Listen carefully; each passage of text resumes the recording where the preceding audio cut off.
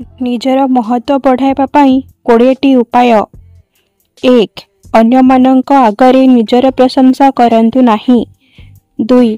काहाकू आवश्यकता ठारू अधिक समय दियंतु नाही एवं अन्य पाई सबु समय रे उपलब्ध रुहंतु नाही। एहा कले आपणंकु समस्ते हालुकारे नेबे।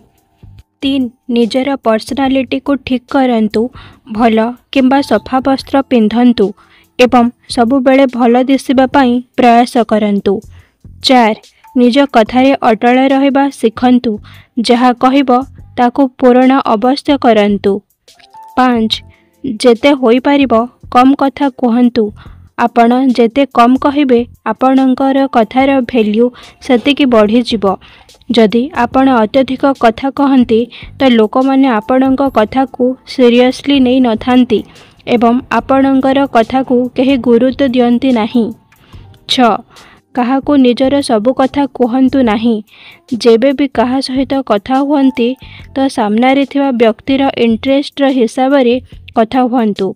जदि सही मनीष आपणक विषय रे किछि पचारि थाए तो एते ही कुह जेते आवश्यक अटे, ताकू सबु डिटेल्स रे कहंतु नाही, नहेले सही मनीषटी आपणक ठारे शीघ्र बोर होई जिवो। 7. निजकू उत्तम बनाओ एवं निजर दुर्बलता प्रति दृष्टि देई सेथिरे काम कर। निजर कंफर्ट जोन रु बाहरंतु। जेतेबेले आपणंकु निजकू भल बनाई थांती एवं जीवन रे किछि हासिल करि नियंती तो लोक माने स्वयं ही आपणंकु महत्व देबा आरंभ करिदेबे। 8. जदि आपण सबु बेले अन्य को खुशी करबा पई लागुथांती एवं तांको पई निजर अधिक समय नष्ट करिथांती तो लोक मानंकु लागि थाए जे आपण पाखरे किछि काम नाही एवं सेमाने आपणंकु महत्व दियंती नाही। एथिपाई निजर समय को नष्ट करंतु नाही। 9. निजर वैल्यू बढ़ाइबा पई हेले आपणंकु सर्वप्रथमे निजे निजर वैल्यू करिबा सिखंतु। जदि आपण निजर वैल्यू निजे न करिबे तो अन्य कोनोसी व्यक्ति आपणकर वैल्यू को बुझी पारिबो नाही। 10. निजर कम्युनिकेशन स्किल को इम्प्रूव करंतु एवं लोकमानंक सहित भल कथा कहबार हुनर सिखंतु। जेबे भी कहा सहित कथा हेउछंती बुझी विचारी कथा हुअंतु, एपट सेपट कथा कहंतु नाही। निजर शब्द को भाबी चिंती व्यक्त करंतु।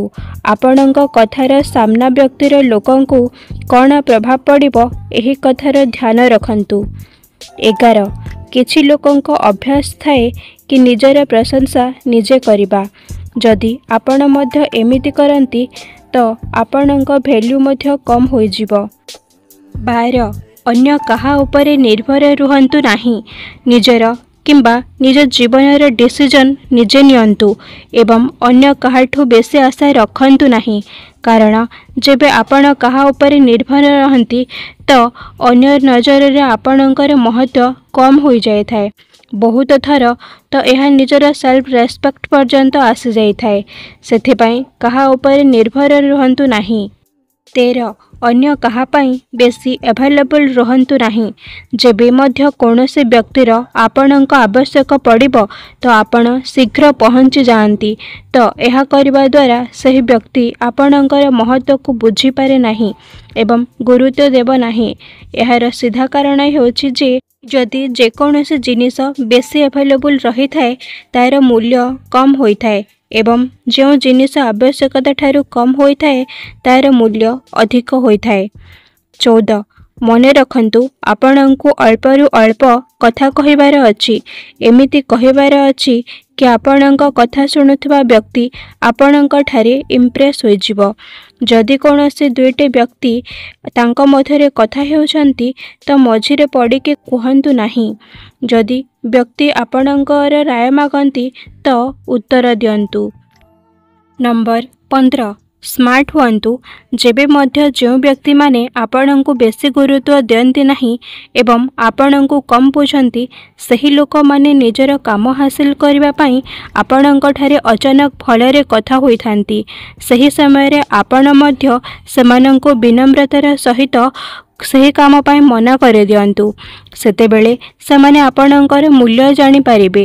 ଏହାର ଅର୍ଥ ନୁହେଁ ଯେ ଆପଣ କାହାର ସାହାଯ୍ୟ କରିବେ ନାହିଁ।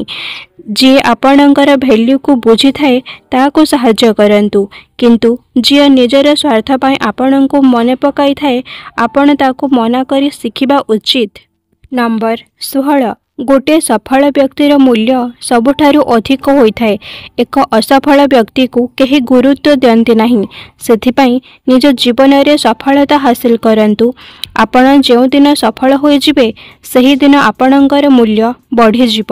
ନମ୍ବର 17, ନିଜର ପର୍ସନାଲିଟିକୁ ଇମ୍ପ୍ରୁଭ୍ କରିବା ପାଇଁ ନିଜର ଚାଳିଚଳନ, ନିଜର କଥା କହିବାର ଶୈଳୀ ଏବଂ ଫେସିଆଲ୍ ଏକ୍ସପ୍ରେସନ୍ ଏବଂ ନିଜର ହସ ଏହିସବୁ ଜିନିଷକୁ ଇମ୍ପ୍ରୁଭ୍ କରିବା ଶିଖନ୍ତୁ।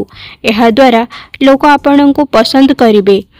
ନମ୍ବର 18, ନିଜ କଥାକୁ ପୂରା କରନ୍ତୁ। ଯେବେ ବି ଆପଣ କାହାକୁ କିଛି ପ୍ରୋମିସ୍ କରୁଛନ୍ତି ତ ତାହା ସମୟରେ ପୂରା କରନ୍ତୁ। କେବେ ମଧ୍ୟ ନିଜର ପ୍ରୋମିସ୍କୁ ଅଧାରେ ଛାଡ଼ନ୍ତୁ ନାହିଁ। ଏହି ଭିଡ଼ିଓଟି ଯଦି ଆପଣଙ୍କୁ ଭଲ ଲାଗିଥାଏ ତ ନିଶ୍ଚିତ ରୂପରେ ଆପଣ ଲାଇକ୍, ସେୟାର ଏବଂ ଚ୍ୟାନେଲକୁ ମଧ୍ୟ ସବସ୍କ୍ରାଇବ୍ କରିନିଅନ୍ତୁ।